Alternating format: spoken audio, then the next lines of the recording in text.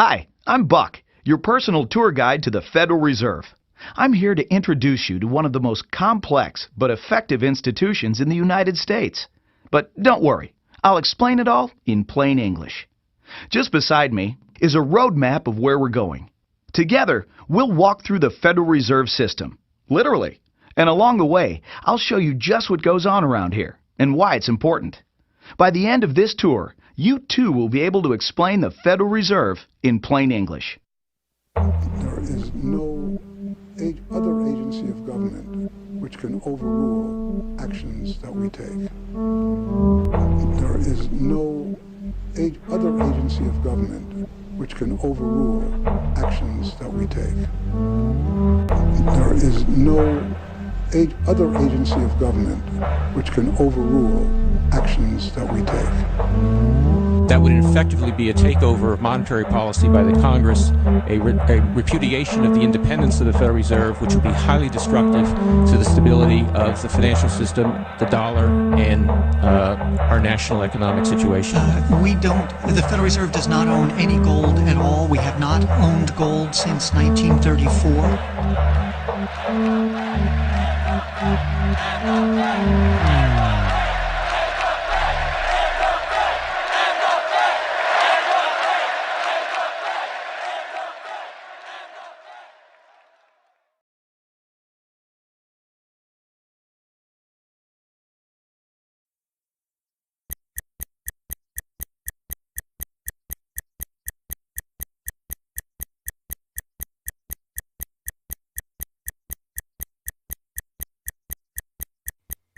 All our lives, we've been told that economics is boring.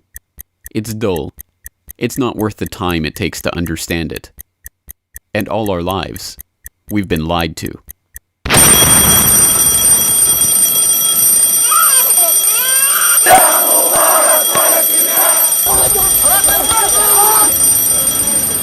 War, poverty, revolution.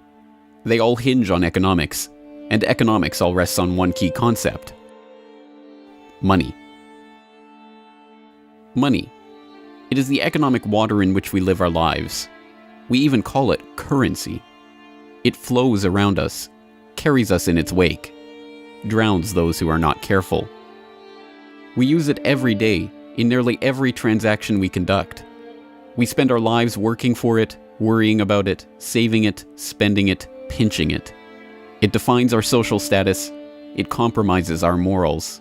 People are willing to fight, die, and kill for it. But what is it? Where does it come from? How is it created? Who controls it? It is a remarkable fact that, given its central importance in our lives, not one person in 100 could answer such basic questions about money as these. So if you were planning a family, you'd want to know where babies come from. Yeah. And this is a lot about banking. So let me ask you, where does money come from? Where does the money come from? Where does any money? The government prints it. It's printed off.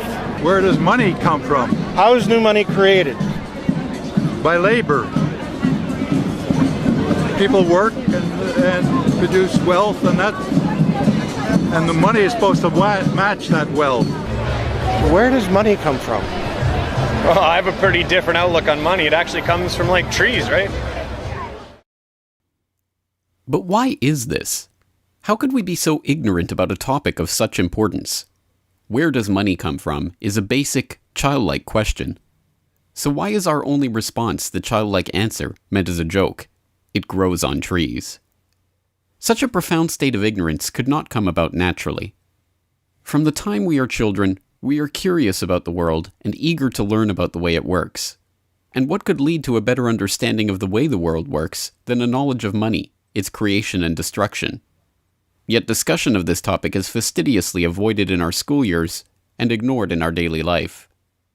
Our monetary ignorance is artificial, a smokescreen that has been erected on purpose and perpetrated with the help of complicated systems and insufferable economic jargon. But it doesn't take an economist to understand the importance of money. Deep down, we all know that the wars, the poverty, the violence we see around us hinges on this question of money. It seems like a 1,000-piece jigsaw puzzle just waiting to be solved. And it is. The puzzle pieces, taken together, create an image of the Federal Reserve, America's central bank and the heart of the country's banking system. Despite its central importance to the economy, relatively few have heard of it, and fewer still know what it is, despite the bank's attempts at self-description. Our economy runs on a complex system of exchange of goods and services, in which money plays a key part. Coin, currencies, savings, and checking accounts, the overall supply of money is managed by the Federal Reserve. Money is the medium through which economic exchanges take place, and money as a standard of value helps us to set prices for goods and services. The job of managing money, monetary policy, is to preserve the purchasing power of the dollar while ensuring that a sufficient amount of money is available to promote economic growth. The Federal Reserve also promotes the safety and soundness of the institutions where we do our banking. It ensures that the mechanisms by which we make payments, whether by cash, check, or electronic means, operate smoothly and efficiently. And in its fiscal role, acts as the banker for the United States government. Now, these duties comprise the major responsibilities of our central bank.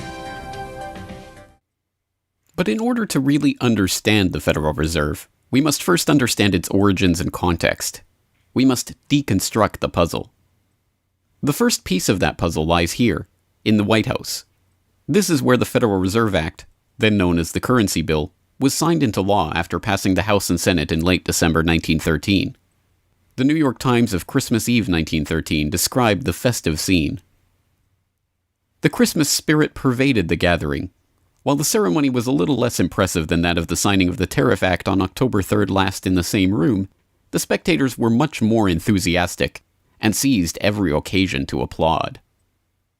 There in the White House that fateful December evening, President Wilson signed away the last veneer of control over the American money supply to a cartel, a well-organized gang of crooks so successful, so cunning, so well hidden that even now, a century later, few know of its existence, let alone the details of its operations. But those details have been openly admitted for decades. Of course, just as we have been taught to find economics boring, we have been taught that this story is boring. This is the way the Federal Reserve itself tells it. The United States was facing severe financial problems.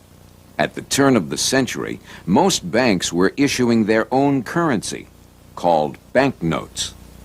The trouble was, currency that was good in one state was sometimes worthless in another.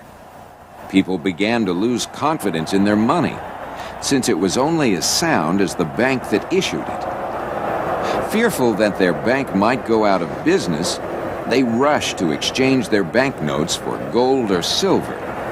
By attempting to do so, they created the Panic of 1907. During the panic, people streamed to the banks and demanded their deposits.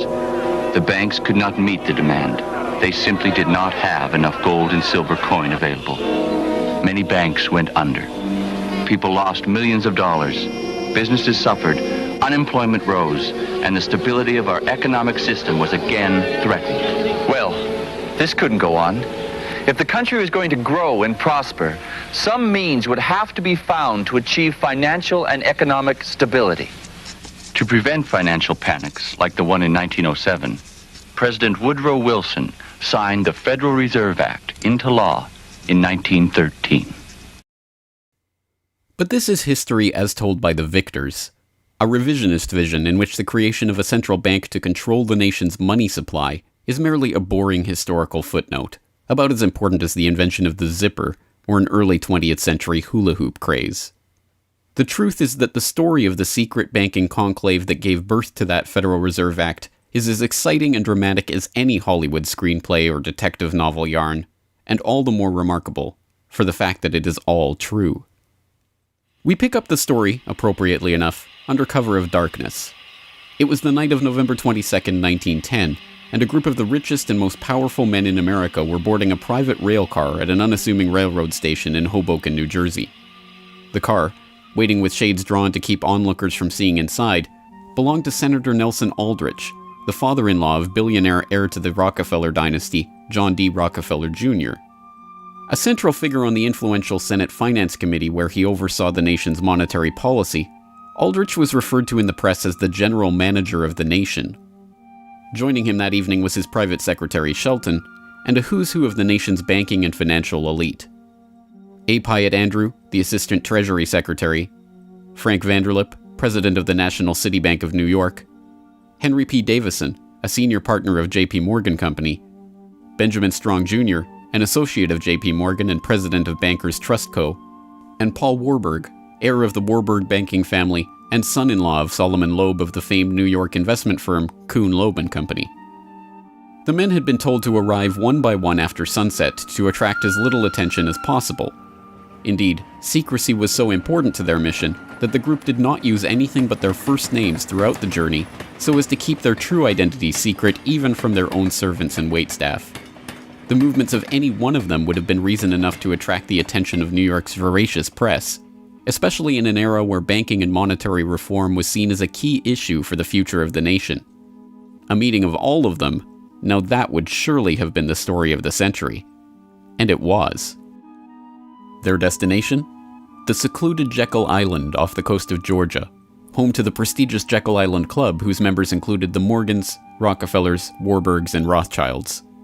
Their purpose? Davison told intrepid local reporters who had caught wind of the meeting that they were going duck hunting. But in reality, they were going to draft a reform of the nation's banking industry in complete secrecy. G. Edward Griffin, the author of the best-selling The Creature from Jekyll Island and a longtime Federal Reserve researcher, explains. What happened is that the banks decided that since there was going to be legislation anyway to control their industry, that they wouldn't just sit back and wait and see what happened and cross their fingers that it would be okay. They decided that to do what so many cartels do today, they decided to take the lead, and they would be the ones calling for regulations and reform. They like the word reform, and the American people are suckers for the word reform. You just put that into any corrupt piece of legislation, call it reform, and people say, oh, I'm all for reform, and so they vote for it or accept it. So that's what they were doing. They decided we will reform our own industry. In other words, we will create a cartel, and we will give the cartel the power of government. We'll take our cartel agreement so that we can self-regulate to our advantage, and we'll call it the Federal Reserve Act. And then we'll take this cartel agreement to Washington and convince those idiots there to pass it into law. And that basically was the strategy. It was a brilliant strategy. Of course, we see it happening all the time, and certainly in our own day today, we see the same thing happening in other cartelized industry. Right now, we're watching it unfold in the field of healthcare, but at that time, it was banking, all right? And so the banking cartel wrote their own rules and regulations, called it the Federal Reserve Act, got it passed into law, and it was very much to their liking because they wrote it.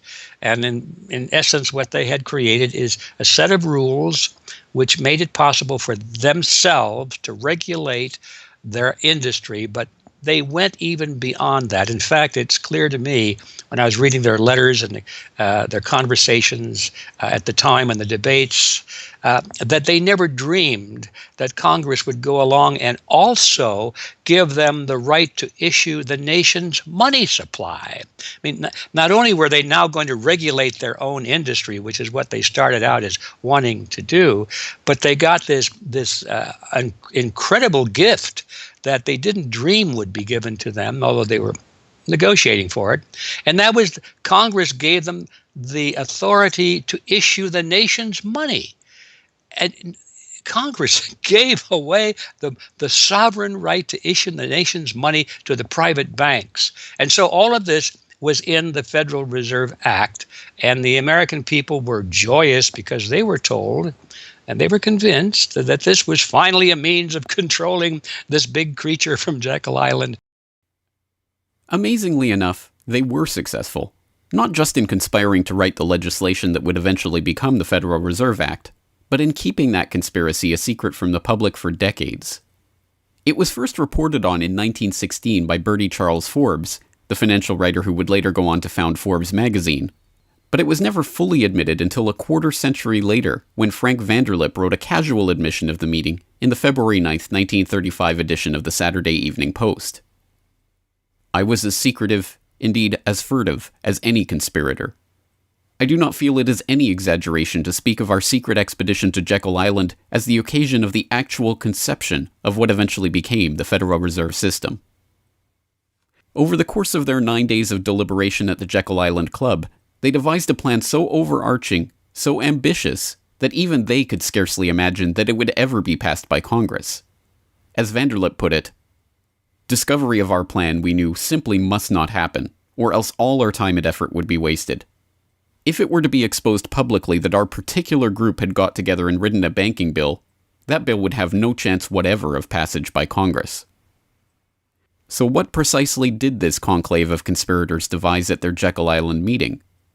A plan for a central banking system to be owned by the banks themselves, a system which would organize the nation's banks into a private cartel that would have sole control over the money supply itself.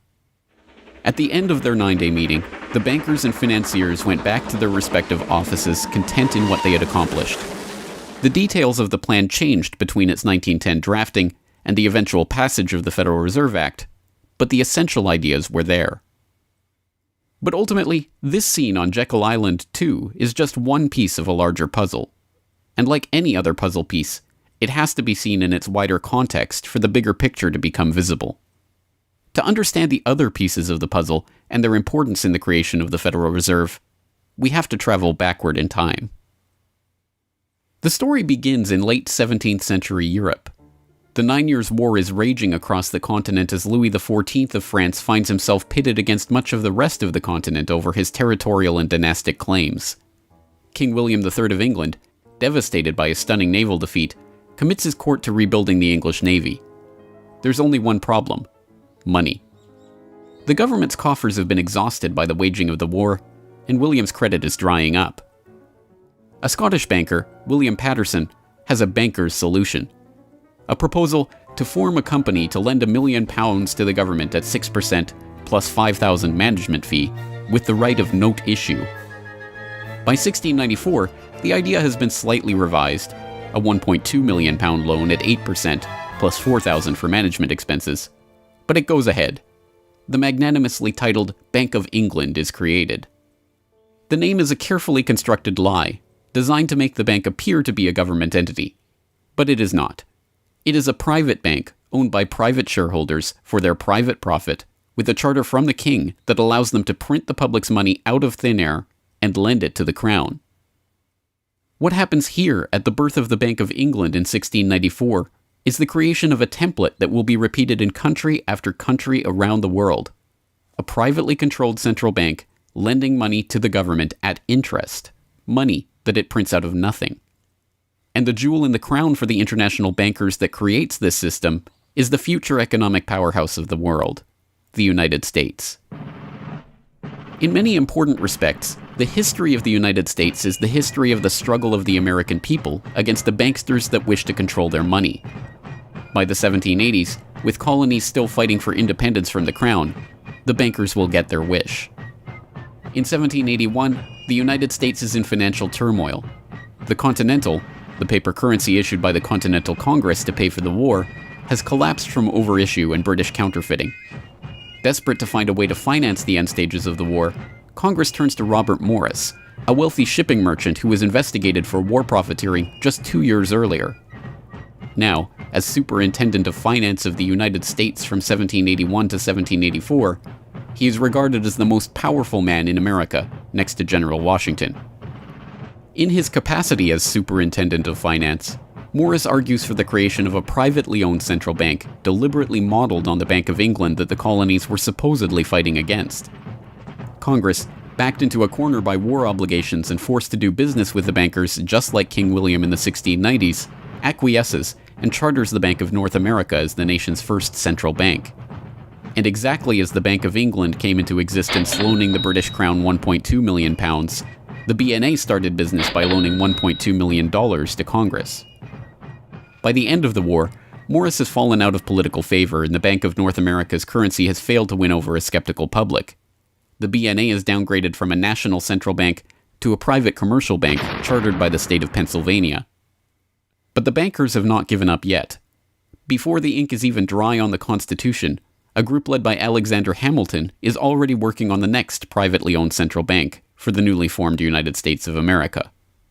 So brazen is Hamilton in the forwarding of this agenda that he makes no attempt to hide his aims or those of the banking interests he serves.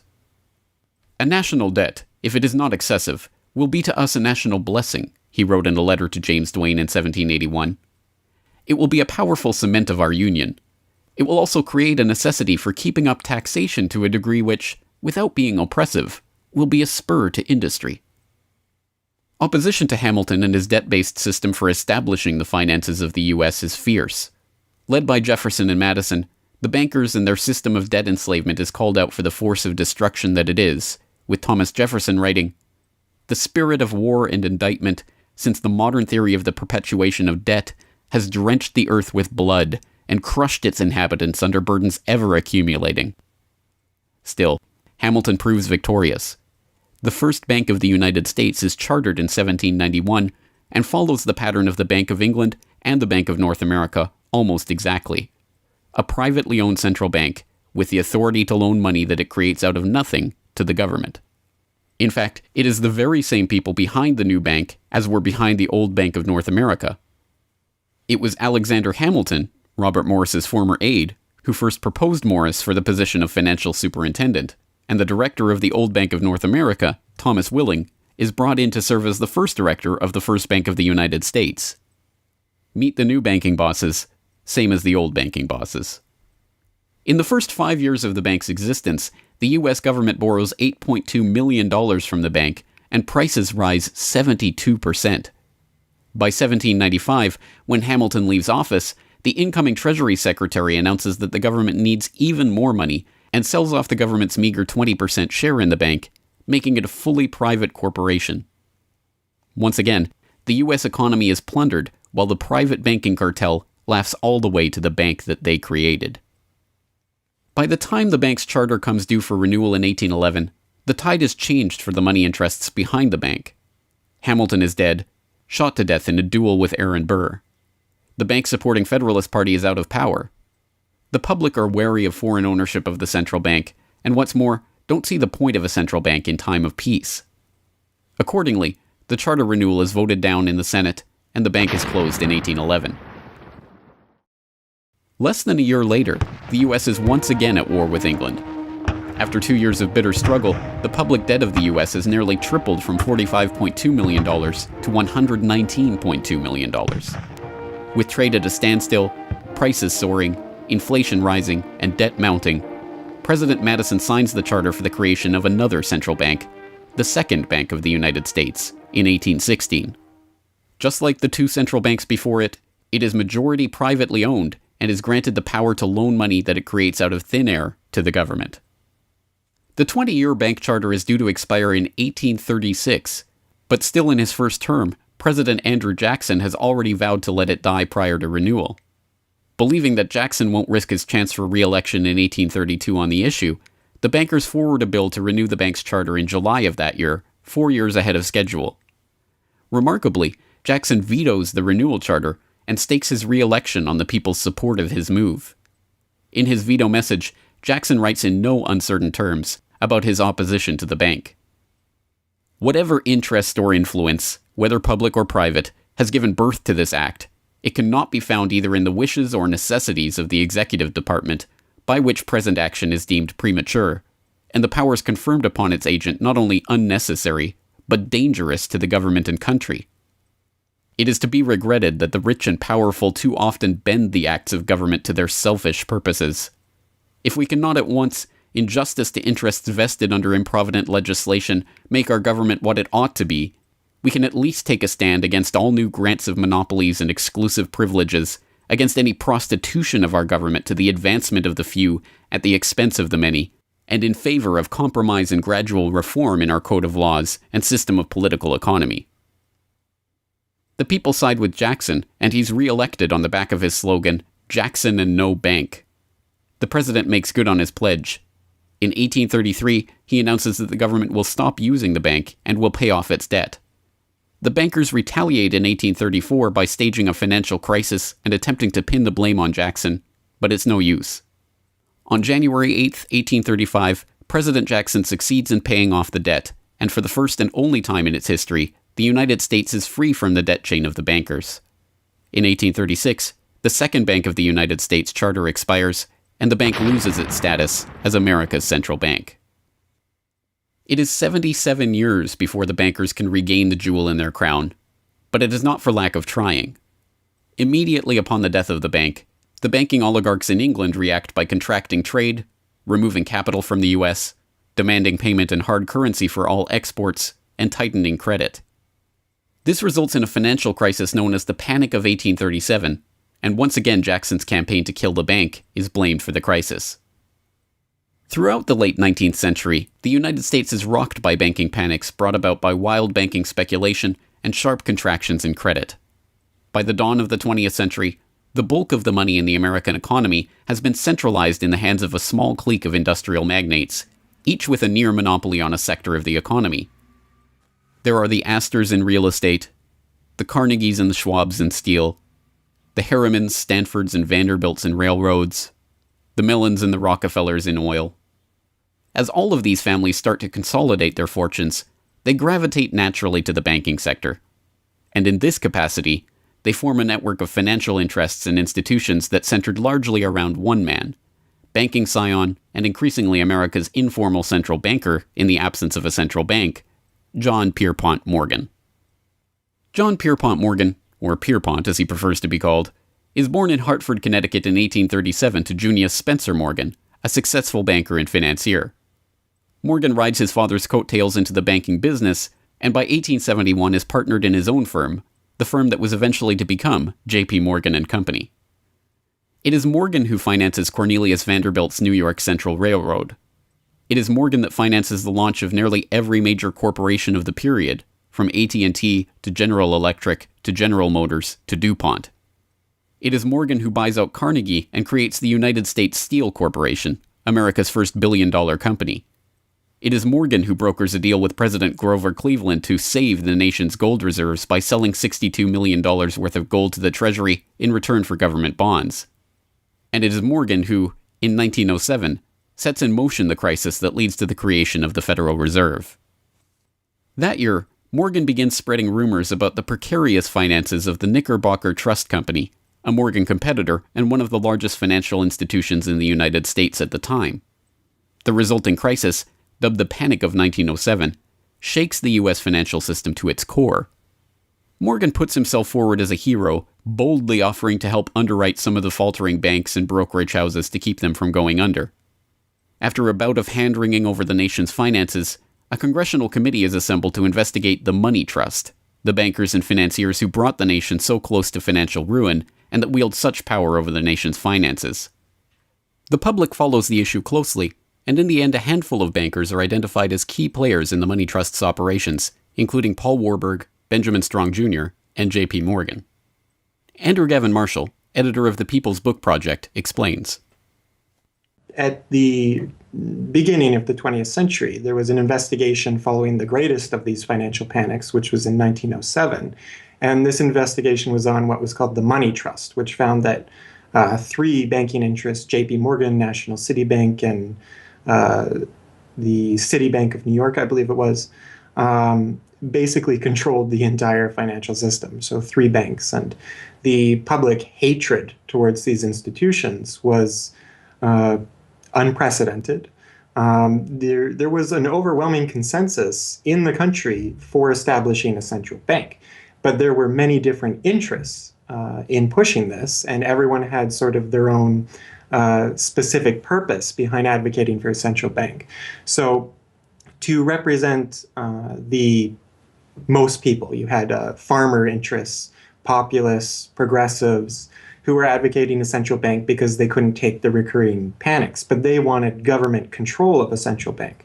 They wanted it to be exclusively under the public control because they despised and feared the New York banks as wielding too much influence. So for them, a central bank would be a way to curb the power of these private financial interests. On the other hand, those same financial interests were advocating for a central bank to serve as a source of stability for their control of the system, also to act as a lender of last resort to them, and so that they would never have to face collapse, but also in order to exert more control through a central bank.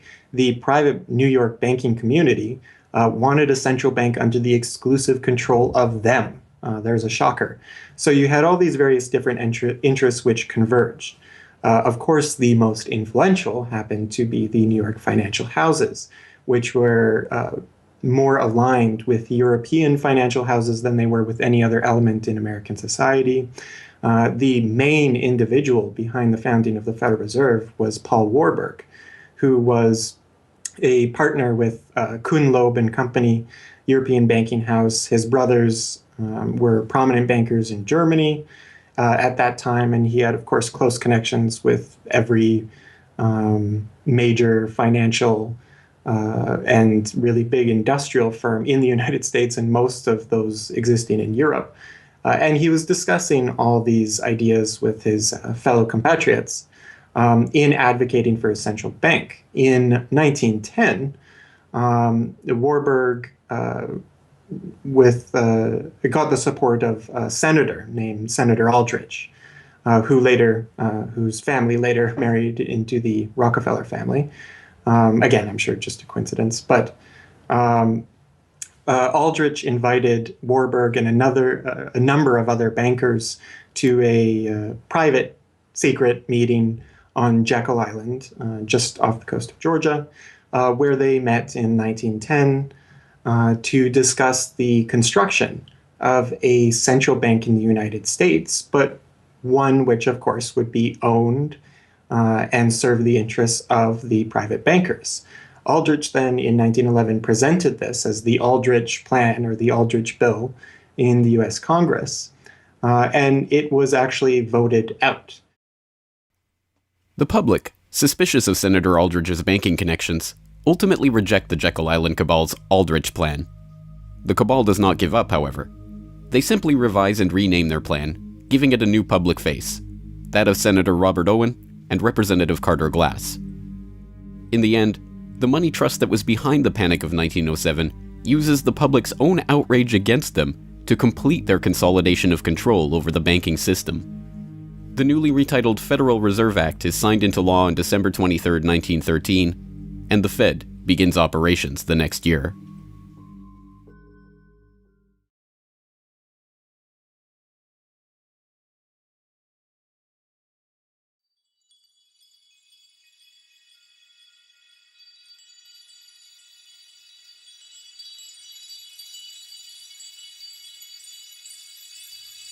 So how does the Federal Reserve System work? What does it do? Who owns and controls it? These are the basic questions that would get to the heart of the fundamental question, what is money? And that is why the answer to these questions have been shrouded in impenetrable economic jargon. Even the Federal Reserve's own educational propaganda, which has an unusual tendency towards cutesy animation and talking down to its audience, has a difficult time summarizing the Fed's mission and responsibilities. According to the Fed, to achieve these goals, the Fed, then and now, combines centralized national authority through the Board of Governors, remember that on the map, with a healthy dose of regional independence through the reserve banks. A third entity, the Federal Open Market Committee, brings together the expertise of the first two in setting the nation's monetary policy. Precisely what imaginary gaggle of schoolchildren is this economic gibberish aimed at? The simple truth, hidden behind the sleight of hand of economic jargon and magisterial titles, is that a banking cartel has monopolized the most important item in our entire economy: money itself. We are taught to think of money as the pieces of paper printed in government printing presses or coins minted by government mints. While this is partially true, in this day and age, the actual notes and coins circulating in the economy represent only a tiny fraction of the money in existence. Over 90% of the money supply is in fact created by private banks as loans that are payable back to the banks at interest. Although this simple fact is obscured by the wizards of Wall Street and gods of money who want to make the money creation process into some special art of alchemy carefully overseen by the government, the truth is not hidden from the public. In December 1977, the Federal Reserve Bank of New York published another of its dumbed-down cartoon-ridden information pamphlets for the general public, attempting to explain the functions of the Federal Reserve System. There in black and white, they carefully explain the money creation process. Commercial banks create checkbook money whenever they grant a loan, simply by adding new deposit dollars to accounts on their books in exchange for a borrower's IOU. Banks create money by monetizing the private debts of businesses and individuals. That is, they create amounts of money against the value of those IOUs. There it is, in plain English. The vast majority of money in the economy, the checkbook money in our accounts at the bank and that we use in our electronic transfers and digital payments, is created not by a government printing press, but by the bank itself. It is created out of thin air as debt, owed back to the bank that created it at interest. This means that bank loans are not money taken from other bank depositors, but new money simply conjured into existence and placed into your account. And the bank is able to create much more money than it has cash to back up those deposits. The Fed claims to be the entity overseeing and backing up the banking industry. It was established, according to its own propaganda, to stabilize the system and prevent bank runs like the Panic of 1907 from happening again. Throughout much of the 1800s, almost any organization that wanted could print its own money. As a result, many states, banks, and even one New York druggist did just that. In fact, at one time, there were over 30,000 different varieties of currency in circulation. Imagine the confusion.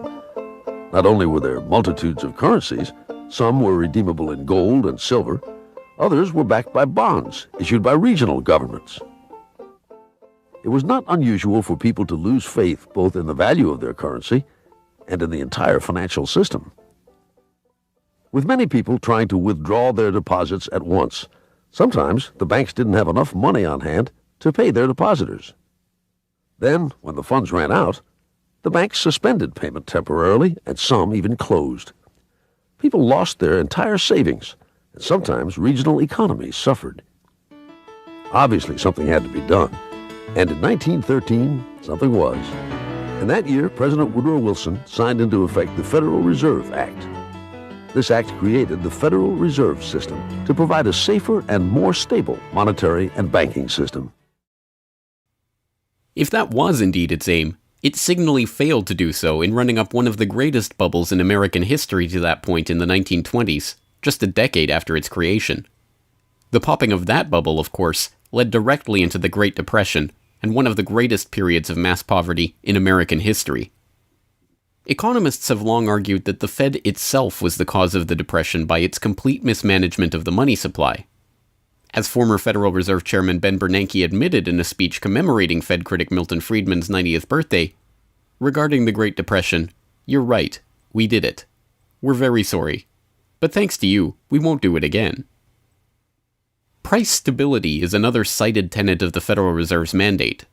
But here, too, the Fed has completely failed to live up to its own standards. Aside from the banking system, the Federal Reserve has another responsibility that's probably even more important. It's in charge of something called monetary policy.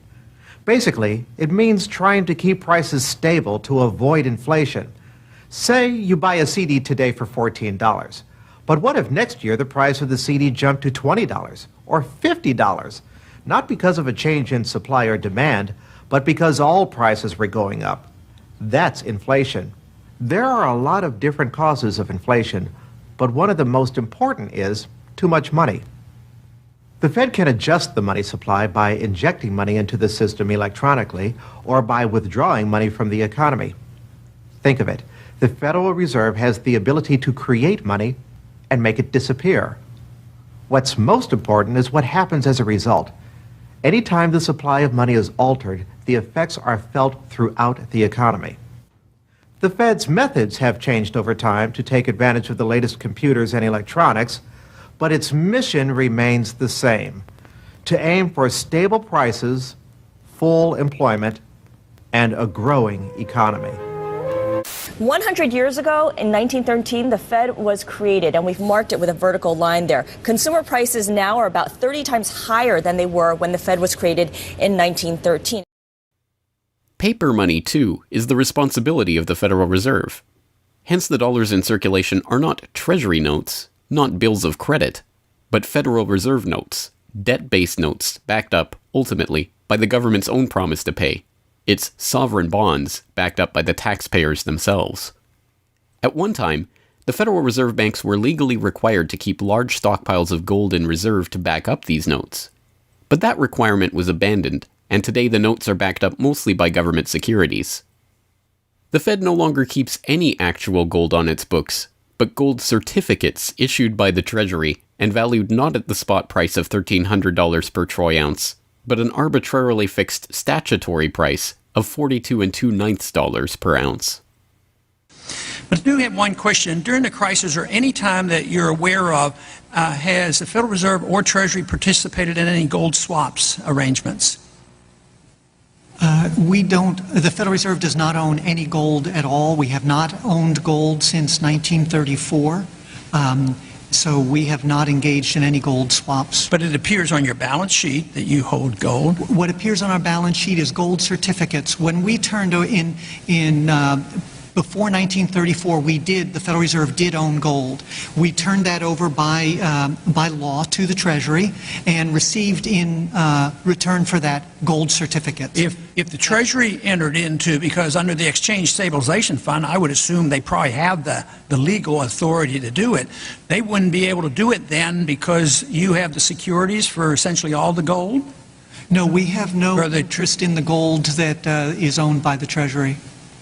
We have simply an accounting document that is called gold certificates that represents the value at a statutory rate and still that we gave to the Treasury in 1930. And still measured at $42 an ounce, which makes no sense whatsoever. Clearly, there is a discrepancy between what we are led to believe is motivating the Fed and what it actually does. To understand what the Fed is actually intended to do, it's first important to understand that the Federal Reserve is not a bank per se, but a system. This system codifies, institutionalizes, oversees, and undergirds a form of banking called fractional reserve banking, in which banks are allowed to lend out more money than they actually have in their vaults. The whole process starts, the process of decay and corruption starts with something called fractional reserve banking. That's the technical name for it. And what that really means is that as the banking institution developed over several centuries, starting, of course, in Europe, it developed the practice of legalizing a certain dishonest accounting procedure. In other words, in the very, very beginning, if you want to go all the way back, people would bring their gold or silver to the banks for safekeeping. And they'd say, give us a paper receipt. And we don't want to guard our silver and our gold because, people could come in the middle of the night and they could kill us or tie us up and threaten us, and they'll get our gold and silver, so we can't really guard it. We'll take it to the bank and have them guard it, and we just want a paper receipt so that we can take the receipt back and get our gold anytime we want. And so in the beginning, money was receipt money. They could then, instead of changing or exchanging the gold coins, they could exchange the receipts, and people would accept the receipts just as well as the gold, knowing they could get the gold. And so these paper receipts being circulated were, in essence, the very first examples of paper money. Well, the banks learned early on that game that here they were sitting on this pile of gold and all these paper receipts out there. People weren't bringing the receipts in anymore. Very few of them, maybe 5%, maybe 7% of the people would bring in their paper receipts and ask for the gold. So they said, why don't we just sort of give more receipts out than we have gold? They'll never know because we only are asked at the best 7% of it, so we can create more receipts for gold than we have, and we can collect interest on that because we'll loan that into the economy and we'll charge interest on this money that we don't really have. And it's a pretty good gimmick, don't you think? And they, well, yeah, of course. And so that's how fractional reserve banking started. And now it's institutionalized, and they teach it in school.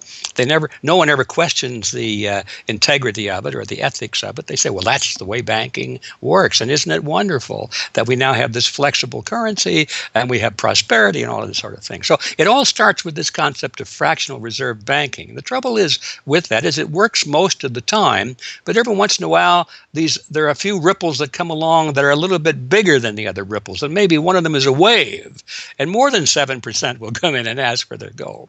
Maybe 20% will come in, or 30%. And well, now the banks are embarrassed because the fraud is exposed. They say, well, we don't have your gold.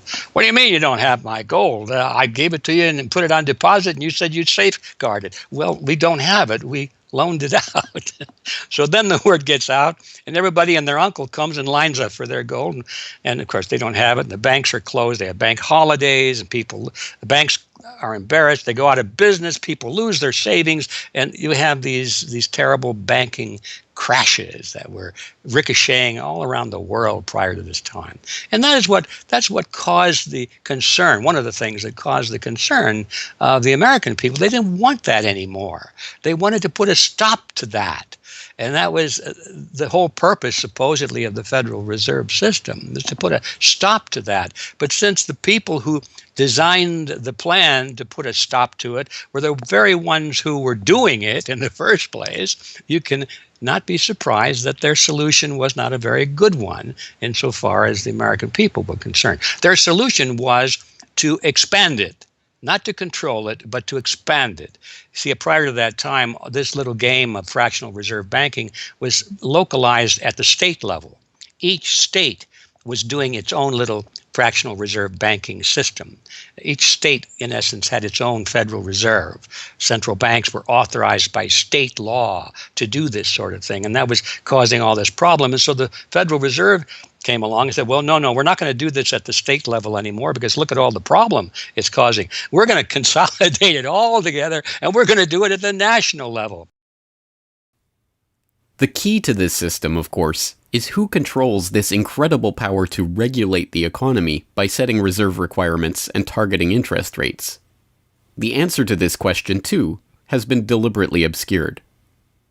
The Federal Reserve System is a deliberately confusing mishmash of public and private interests, reserve banks, boards and committees, centralized in Washington and spread out across the United States. So you have the Federal Reserve Board in Washington, appointed by the president. That's the only part of this system that is directly dependent upon the government for input. That's the federal part, that the government, the president specifically, gets to choose a few select governors. The 12 regional banks, the most influential of which is the Federal Reserve Bank of New York, essentially based in Wall Street to represent Wall Street, is representative of the major Wall Street banks who own shares in the private, not federal, but private Federal Reserve Bank of New York. All the other regional banks are also private banks. They vary according to how much influence they wield, but the Kansas City Fed is influential, the St. Louis Fed, the Dallas Fed. But the New York Fed is really the center of this system. And precisely because it represents the Wall Street banks who appoint the leadership of the New York Fed. So the New York Fed has a lot of public power, but no public accountability. It has no oversight. It does not answer to Congress the way that the chairman of the Federal Reserve Board of Governors does. And even then, the chairman of the Fed, of the Federal Reserve Board, who is appointed by the president, does not answer to the president. He does not answer to Congress. He goes to Congress to testify, but the policy that they set is independent. So they have no input from the government. The government can't tell them what to do, legally speaking. And of course, they don't. Do you think it would cause problems for the Fed or for the economy if that legislation was to pass? My concern about the legislation is that if the GAO is auditing not only the operational aspects of our programs and the details of the programs, but is making judgments about our policy decisions that would effectively be a takeover of monetary policy by the Congress, a repudiation of the independence of the Federal Reserve, which would be highly destructive to the stability of the financial system, the dollar, and our national economic situation. The Federal Open Market Committee is responsible for setting interest rates. Now, this committee, which is enormously powerful, has as its membership the governor and vice chair of the Federal Reserve Board. But the Federal Open Market Committee, most of the membership is the presidents of the regional Federal Reserve banks representing private interests. So they have significant input into setting the interest rates. Interest rates are not set by a public body, they're set by private financial and corporate interests. And that's whose interests they serve, of course. The reason that the Federal Reserve goes to such great lengths to make its organizational structure as confusing as possible is to cover up the massive conflicts of interest that are at the heart of the system. The fact is that the Federal Reserve System is comprised of a board of governors, 12 regional banks, and an open market committee. The privately owned member banks of each Federal Reserve Bank vote on the majority of the Reserve Bank's directors, and the directors vote on members to serve on the Federal Open Market Committee, which determines monetary policy. What's more, Wall Street is given a prime seat at the table, with tradition holding that the president of the powerful New York Federal Reserve Bank be given the vice chairmanship of the FOMC and be made a permanent committee member. In effect, the private banks are the key determinants in the composition of the FOMC, which regulates the entire economy. According to the Fed, its monetary policy decisions do not have to be approved by the president or anyone else in the executive or legislative branches of government. It does not receive funding appropriated by the Congress, and the terms of the members of the Board of Governors span multiple presidential and congressional terms. Or, in the words of Alan Greenspan, what is the proper relationship, what should be the proper relationship between a chairman of the Fed and a president of the United States? Well, first of all, the Federal Reserve is an independent agency, and that means basically that there is no other agency of government which can overrule actions that we take. The Fed goes on in its self-mythologization to state that it is not a private, profit-making institution. This characterization is dishonest at best, and an outright lie at worst. The regional banks are themselves private corporations, as noted in a 1928 Supreme Court ruling. Instrumentalities like the national banks or the Federal Reserve Banks, in which there are private interests, are not departments of the government. They are private corporations in which the government has an interest. This point is even admitted by the Federal Reserve's own senior counsel. Our regulations do specify overall terms for the lending, but the day-to-day operation of the banking activities are conducted by the Federal Reserve banks. They are banks, and indeed they do lend, and they do interact they're their with own depositors. agency then, essentially, They are not in that agencies. regard. Yes, they're not agencies, Your Honor. They're persons under FOIA. Each Federal Reserve Bank, the stock is owned by the member banks in the district, 100% privately held. They have private boards of directors. Majority of those boards are appointed by the independent banks, private banks in the district. They are not agencies. These private corporations issue shares that are held by the member banks that make up the system, making the banks the ultimate owners of the Federal Reserve Banks. Although the Fed's profits are returned to the Treasury each year, the member bank shares of the Fed do earn them a 6% dividend. According to the Fed, the fixed nature of these returns means that they are not being held for profit. Despite the dishonest nature of this description, however, it is important to understand that the bankers who own the Federal Reserve indeed do not make their money from the Fed directly. Instead, the benefits are much less obvious and much more insidious. The simplest way that this can be understood is that, as a century of history and a specific example of the last financial crisis shows, the Fed was used as a vehicle to bail out the very bankers who own the Fed banks in the most obvious example of fascistic collusion imaginable. A handful of financial institutions have enriched themselves as a result of institutional speculation on a large scale as well as manipulation of the market. And secondly, what they have done is that they have then gone to their governments and said, well, we are now in a very difficult situation and you need to give us money so that we can retain the stability of the financial system. And who actually lends the money or brokers the public debt? The same financial institutions which are the recipients of the bailout. Okay, and so what you have is a circular process. It's a diabolical process. You're lending money. You're not lending money. You're handing money to the large financial institutions, and then this is leading up to a mounting public debt in the trillions. Okay. And then you say to the financial institutions, we need to establish a new set of treasury bills and government bonds, etc., which of course are sold to the public, but they are always brokered through the financial institutions, which establish their viability and so on and so forth. And the financial institutions will probably buy part of this public debt. So that in effect what the government is doing is financing its own indebtedness through the bailouts. It hands money to the banks, but to hand the money to the banks, it becomes indebted to those same financial institutions, and then it says, well, we now have to emit large amounts of public debt. Please, can you help us? And then the banks will say, well, your books are not quite in order.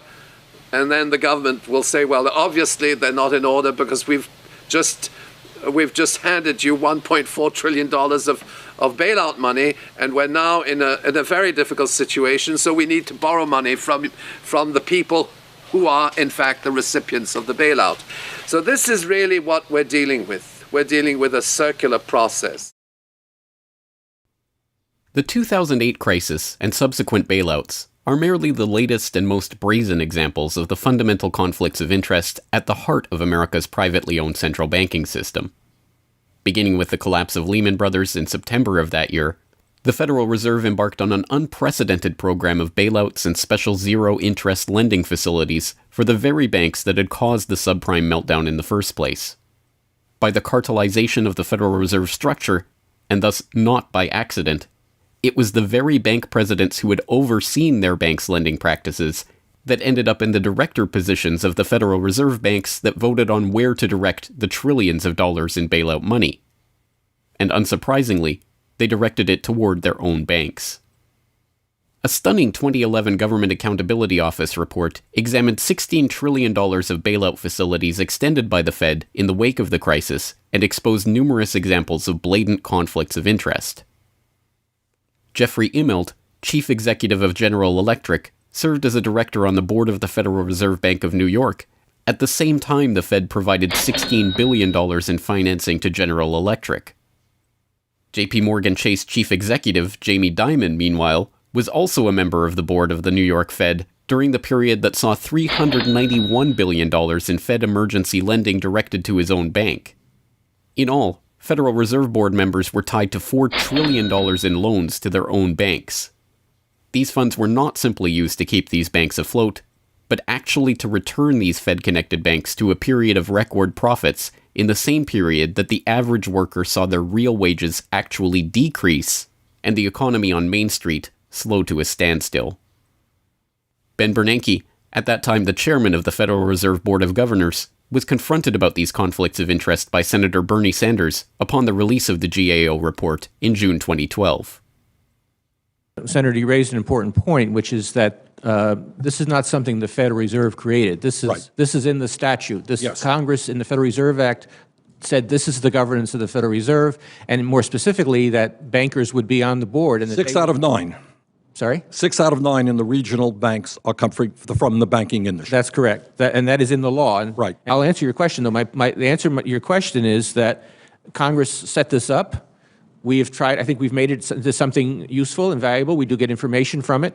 But if Congress wants to change it, of course, we will work with you to find alternatives. Bernanke is completely right. These conflicts are, in fact, a part of the institution itself. A structural feature of the Federal Reserve that was baked into the Federal Reserve Act itself over 100 years ago by the bankers who conspired to cartelize the nation's money supply. You could not ask for a more succinct reason why the Federal Reserve itself, this admitted cartel of banking interests, needs to be abolished. But you could get one.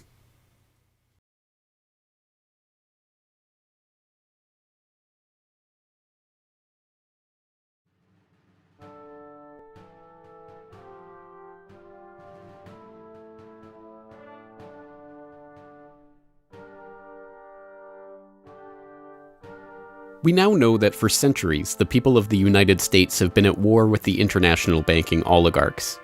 That war was lost, seemingly for good, in 1913, with the creation of the Federal Reserve. With the passage of the Federal Reserve Act, President Woodrow Wilson consigned the American population to a century in which the money supply itself has depended on the whims of the banking cabal. A century of booms and busts, bubbles and depressions, has led to a wholesale redistribution of wealth toward those at the very top of the system. At the bottom, the masses toil in relative poverty, single-income households becoming double-income households out of necessity, their quality of life being slowly eroded as the Federal Reserve notes that pass for dollars are themselves devalued. Worse yet, the fraud itself perpetuates Alexander Hamilton's persistent myth that a national debt is necessary at all. The US is now locked into a system whereby the government issues bonds to generate the funds for their operations, bonds that are backed up by the taxation of the public's own labor. The perpetrators of this fraud, meanwhile, remain in the shadows, largely ignored by a general public that could instantly recognize the latest Hollywood heartthrob or pop idol, but have no clue what the head of Goldman Sachs or the New York Fed does, let alone who they are. This cabal bear allegiance to no nationality, no philosophy or creed, no code of ethics. They are not even motivated by greed, but power. The power that the control of the money supply inevitably brings with it. After a person has all the money in the world that you could possibly use to buy anything you want, what's left to capture your imagination? And the answer, of course, is power. Power over people. Now, money is power over people, but there's another power over people as well, and that is the political power, the social power. And I think this has now become the dominant driving force of these people. They've already got the money. They've got it locked down.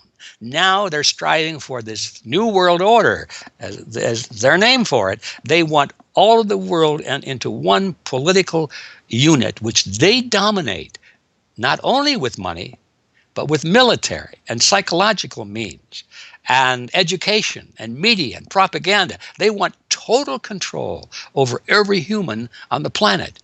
And by golly, they're moving pretty rapidly in that direction. It did not take long for this lust for power to rear its head. In 1921, just 7 years after the Fed began operations, the same J.P. Morgan-connected banking elite that founded the Federal Reserve incorporated an organization called the Council on Foreign Relations with the goal of taking over the foreign policy apparatus of the United States, including the State Department. In this quest, it was remarkably successful. Although there are only about 4,000 members in the organization today, its membership has included 21 Secretaries of Defense, 18 Treasury Secretaries, 18 Secretaries of State, 16 CIA directors, and many other high-ranking government officials, military officers, business elite, and, of course, bankers. The first director of the CFR was John W. Davis, J.P. Morgan's personal lawyer and a millionaire in his own right. Together with its sister organizations in Britain and elsewhere around the world, these groups would work together toward what they called a new world order of total financial and political control directed by the bankers themselves. As Carroll Quigley, noted Georgetown historian and mentor of Bill Clinton, wrote in his 1966 work, Tragedy and Hope, A History of the World in Our Time, the powers of financial capitalism had a far-reaching aim, nothing less than to create a world system of financial control in private hands, able to dominate the political system of each country and the economy of the world as a whole. This system was to be controlled in a feudalist fashion by the central banks of the world acting in concert, by secret agreements arrived at in frequent private meetings and conferences. The apex of the system was to be the Bank for International Settlements in Basel, Switzerland, a private bank owned and controlled by the world's central banks, which were themselves private corporations. This is why the bankers and their partners in government and business conspired to bring about the 2008 crisis. Not for the pursuit of money, but power. In the same way the bankers used the panic of 1907 to consolidate their control over the money supply, they hope to use the 2008 crisis and subsequent panics, which they themselves have created, to consolidate their political control. The International Summit for the Global Financial Crisis has been expanded from G7 to G20 because the leading 7 developed countries cannot solve the crisis alone. This expanded meeting raises the question whether a new global financial system will be created. So is this some sort of a new world order, which Gordon Brown kind of alluded to? British Prime Minister Gordon Brown has described the quote-unquote guiding principles to be addressed at the summit. They are transparency, sound banking, responsibility, integrity, and get this, global governance, unquote.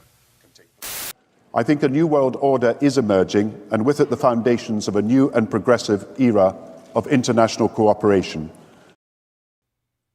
The inevitable conclusion, one that flows necessarily from the true understanding of this situation, is that the Federal Reserve System needs to be consigned to the dustbin of history.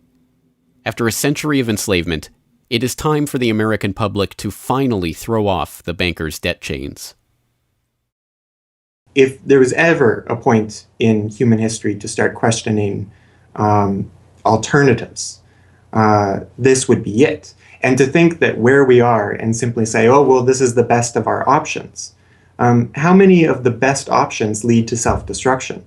Doesn't sound like a best option. I think that with a world of 7 billion people, we can probably come up with something better than a system in which a few thousand people benefit so much at the expense of everything else on this world, and at the expense of the potential for the future of mankind. They're leveraging our future. And so long as we accept this way of thinking, so long as we accept these institutions as having dominance, that's the direction we'll be going. So I think reform is a good way to try and stall and to push back directly against the expanding and evolving power structures. But radical change is what's really needed, and that has to be built from the bottom up. But I think that these two processes can and should go together in parallel. If you've made it this far, congratulations. You are now better informed on the economic history of the United States and the truth about the Federal Reserve than 99% of the population. If you do nothing else, then just working to get those around you educated on this information alone will have a profound effect. Once they learn of the scam, many are motivated to do something about it, and they, in turn, inform others. This is the viral nature of suppressed truth, and it is the reason that more people are aware of and energized by the issue of the Federal Reserve and the nature of money than ever before. Perhaps even more amazingly, this movement is spreading to other parts of the globe. Recognizing the interlocking nature of the modern global economy and the international nature of the banking oligarchy, movements to abolish the Federal Reserve have sprung up in Europe, where protests against the cartelized central banking system are taking place in over 100 cities, attracting 20,000 people on a weekly basis. I started this movement because I realized that the Federal Reserve Act, in my opinion, is one of the most worst laws in the whole world. So a private banking company is lending America the money, and in my opinion, America is not any more democratic. The Federal Reserve tells the government what to do, and that's a problem. It's a very big problem, especially in the US. Why is it a global issue, and why are people doing it here in Germany? Because when you realize that this finance system, it's a global system, you have to go to the really beginning of the system. And in my opinion, it's also the World Bank and the International Fund of Currencies and stuff like this. But at the beginning of all this is a law from 1913. Woodrow Wilson signed it. And this is the beginning of all this hardcore capitalism we are suffering right now from. And the only way to stop this is maybe to break this law. But what if the burgeoning movement to end the Fed is successful? What system do people propose as the answer? There have been several proposals along different lines by various researchers. Some argue for a return to America's colonial roots of debt-free money issued by state-run banks, pointing to the Bank of North Dakota as one already functioning, successful model of this approach. We've had two banking systems ever since the 1860s, with the state bank system and the federal bank system. And the federal bank system are the big Wall Street banks, particularly. They dominate the federal system. So they're taking over right now. I mean, in California, we don't even have any local banks where I am. They're now, we had two, and I had accounts in both of them, and they're now, one of them is Chase Bank, and the other is U.S. Bank. So they're both big Wall Street banks now. They've been taken over. So if you can keep, it's the local banks that have an interest in serving the local business. The big banks have no interest in making loans to local business. It's too risky. Why should they bother? They've got this virtually free money they can get from the Fed and from each other, and it's much more lucrative to them either to speculate in commodities or other things abroad, or what works very well for them is to buy long-term government bonds at 3%, because these have no capital requirement. The capital requirement for government bonds are zero. So they can buy all of those that they want. Whereas if they buy, let's say, mortgages, or if they make loans for mortgages, or they make loans to businesses, then they have to worry about their capital requirement. And as soon as they've used up all their capital, in other words, $8 of capital will get you $100 of loans, then they can't make any more loans. They have to wait for 30 years till those loans get paid off. So what they do, if they do buy mortgages, is sell them off to investors. And so that was the whole mortgage-backed securities scam that we've seen. They had no motivation to make sure that these borrowers were actually sound borrowers. They just wanted to make a sale, so they sold the stuff to the unwary investors who might be somebody in Iceland or Sweden or pension funds. Yeah, so that didn't work out so well. So a state bank with the partnering with the local banks can provide the capital, can help them with capital. In North Dakota, the state bank guarantees the loans of the local banks, allowing them to make much bigger loans than they could otherwise. And the state bank provides liquidity to the small banks. That's why the small banks, the local banks, aren't making loans to small business right now, because they don't know that they can get money from the other banks as needed. The way banking works is they make the loan first. I mean, if you have credit lines to many different businesses, and if they all hit up their credit lines at once, you're going to run out of money. So you don't dare do that unless you know that you can get short-term loans from the other banks. And what's happening right now, even though there's $1.6 trillion in excess reserves sitting on the books of the big banks, they're not available to the little banks. And the reason is because the Fed is paying 0.25% interest on those reserves. So the banks have no incentive to lend them to the little banks. Why let go of them when you can make just as much keeping them, and then you still have your reserves, and you can use them as collateral to buy bonds or something that'll make you more money. So the whole system is messed up. And in North Dakota, the Bank of North Dakota provides the liquidity for these local banks. Others advocate a decentralized system of alternative and competing currencies that greatly reduce or even eliminate altogether the need for a central bank. Well, 22 years ago in Ithaca, New York, I noticed that a lot of people, friends particularly, had skills and time that were not being employed or respected by the prevailing economy. And while we had much desire to create things and trade them with each other, and many services we could provide to each other. We didn't have the money. So, since I have a background in graphic design, journalism, and arrogance, I went to my computer and designed paper money for Ithaca, New York. Designed pretty colorful money, with pictures of children, waterfalls, and trolley cars, and denominated in hours of labor. 1 hour note, half hour, quarter, eighth hour note, 2 hour note, and then began to issue to each of the pioneer traders who had agreed to be listed in the directory a specific starter amount. And the game began. An hour has been worth an hour of basic labor, or $10 US, which at that time, 20 years ago, was double the minimum wage. People who usually expect more than $10 per hour of their service can charge multiple hours per hour, but the denomination puts between us as residents of our community that reminder that we are fellow citizens, not merely winners or losers scrambling for dollars. And it introduces us to each other on the basis of these skills and services that we have, that we are more proud to provide for each other than often is the case with a conventional job, just the stuff we have to do to get the money to pay the bills. So through that trading process, that more intimate scale process within the community, we're more easily able to become friends and lovers and political allies. It's an inspiring story, and tell people about how much money has circulated through this community. I mean, it's important for people to understand just how successful this has been.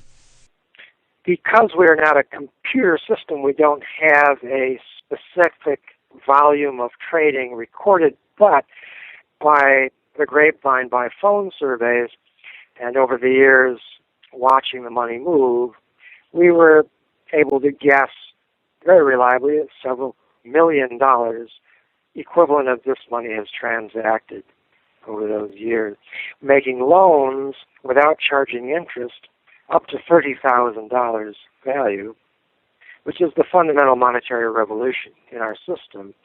Then as well, making grants of the money to over 100 community organizations. Some argue for currencies whose mathematical nature prevent them from being merely conjured into existence whenever a federal government wants to wage another war of aggression or forge another link in the seemingly endless train of governmental tyranny and abuse. What people have to understand about Bitcoin is that it's a completely decentralized network. There's no central server, there's no controlling company, there's no office. It's just free software that anyone can download and start running on their computer anywhere in the world. And that the Bitcoins themselves can be transferred to or from anyone, anywhere in the world. And it's impossible for any bank or government or entity to block you from sending or receiving those Bitcoins. There's a limited supply of those Bitcoins. There will never, ever, ever be more than 21 million Bitcoins. And so because, like everything, the price is set based on supply and demand, because the supply of Bitcoins is limited and the demand is increasing as more and more people start to use them and more websites start to accept them, the price of Bitcoins in terms of dollars is going to have to increase even a lot more than the $500 per Bitcoin that it is today. Are there any drawbacks at all to the idea of using a cryptocurrency?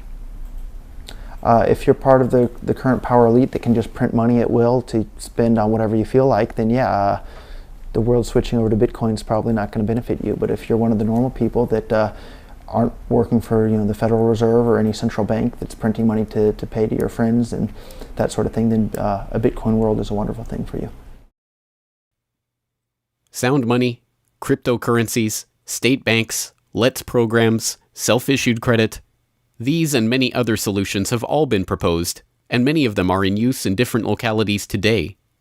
Information on all of these ideas and how they are being applied in various parts of the world are widely available online. The point is that the question of what money is and how it should be created is perhaps the single greatest question facing humanity as a whole, and yet it is one that has been almost completely eliminated from the national conversation. Until recently. End the Fed! End the Fed!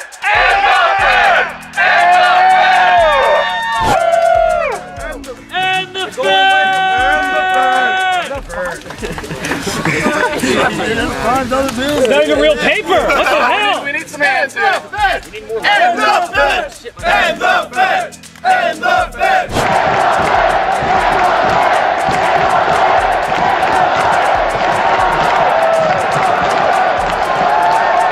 I haven't even gotten to that part yet. Will you do it again when I get to that part?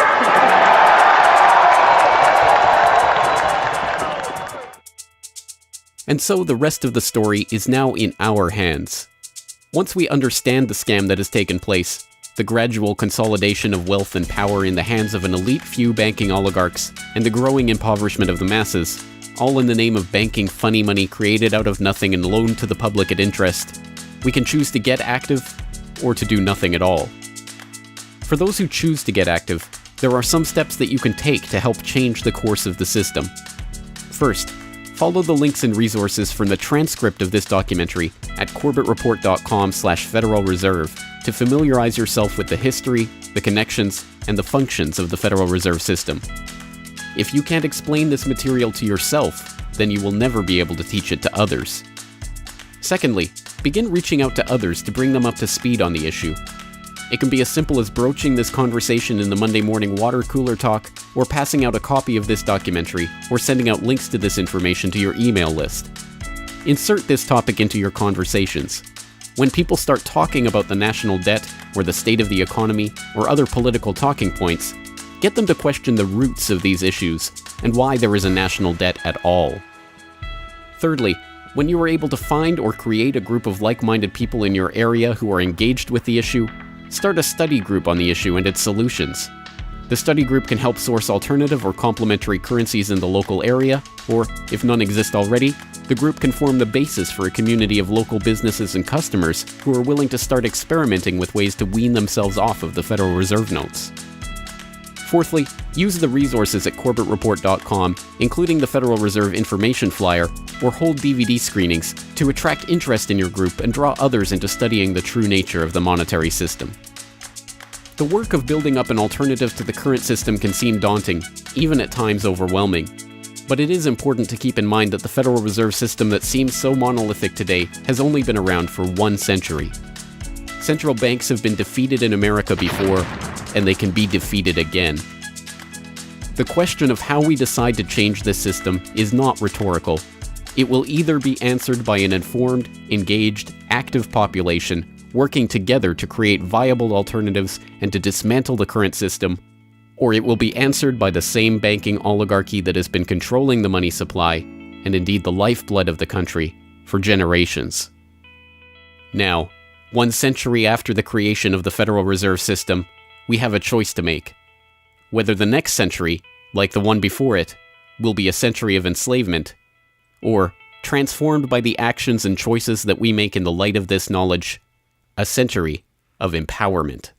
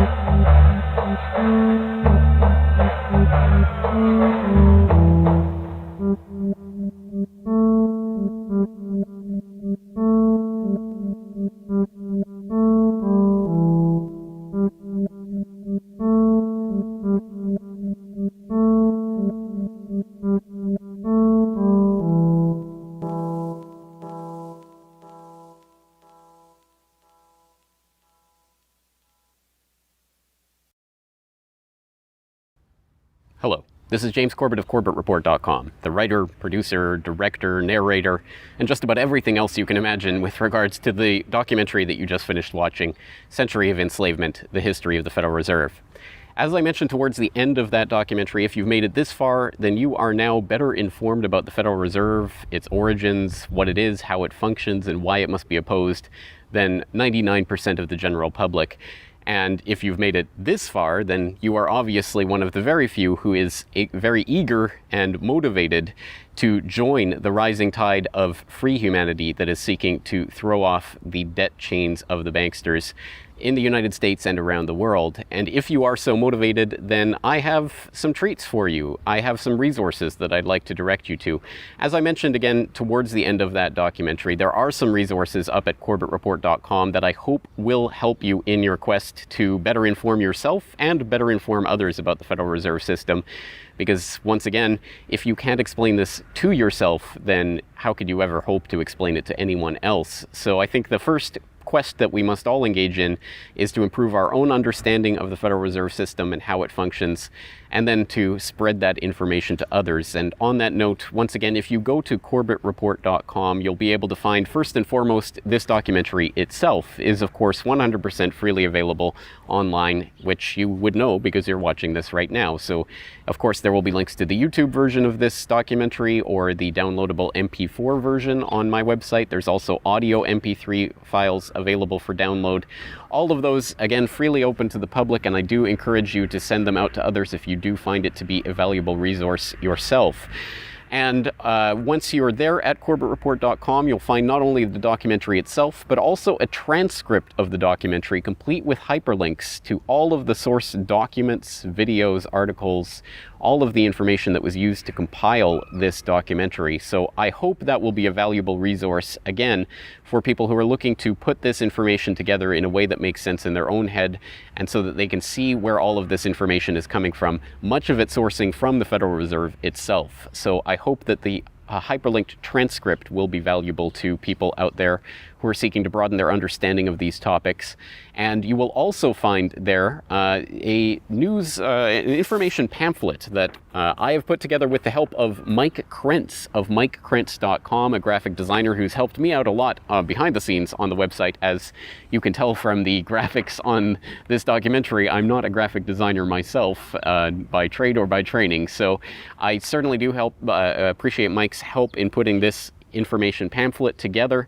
And this is just a few points that have been addressed in this video, informational points about the Federal Reserve, what it is, and some interesting little teasers to get people interested in this information. You can download and print this off from corbettreport.com and use it however you like, handing it out to people on the street, using it as a discussion point if you hold a DVD screening, if you want to just post it up in public areas, only where allowed by law, of course.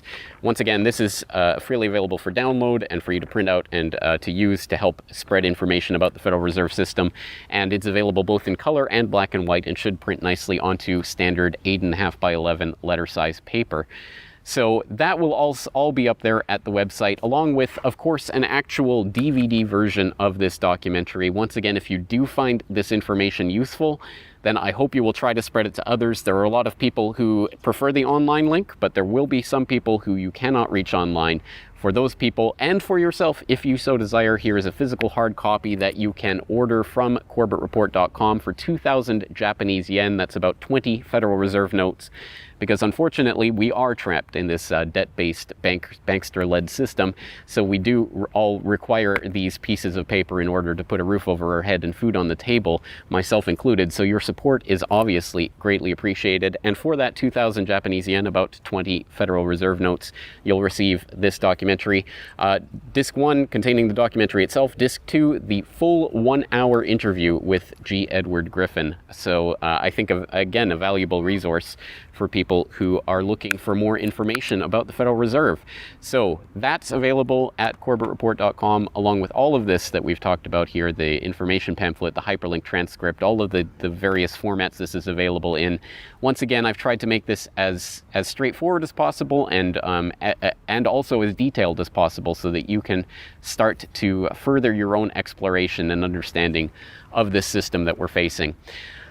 Once again, of course, any way that you choose to get this information out to others is greatly appreciated, but if you do want to send the Corbett Report links around, the best one to use is corbettreport.com/Federal Reserve. That will have the documentary in the YouTube format, it will have the downloadable MP3 and MP4 formats, it will have the transcript, it will have the downloadable information pamphlet, and it will also have a link to buy the DVD. So all of that will be there at corbettreport.com/Federal Reserve. Please send people there if you're going to send people anywhere. So once again, I really do salute you for taking time out of your busy day, out of your schedule, to devote yourself to watching and learning and understanding this material, and to helping spread this information and awareness to others, because it is only together that we will ever be able to form the movement that will ultimately turn the tide against the banksters and defeat the Federal Reserve and all of the similarly privately controlled central banks all around the world. So once again, thank you for your time and attention. I'm James Corbett of CorbettReport.com.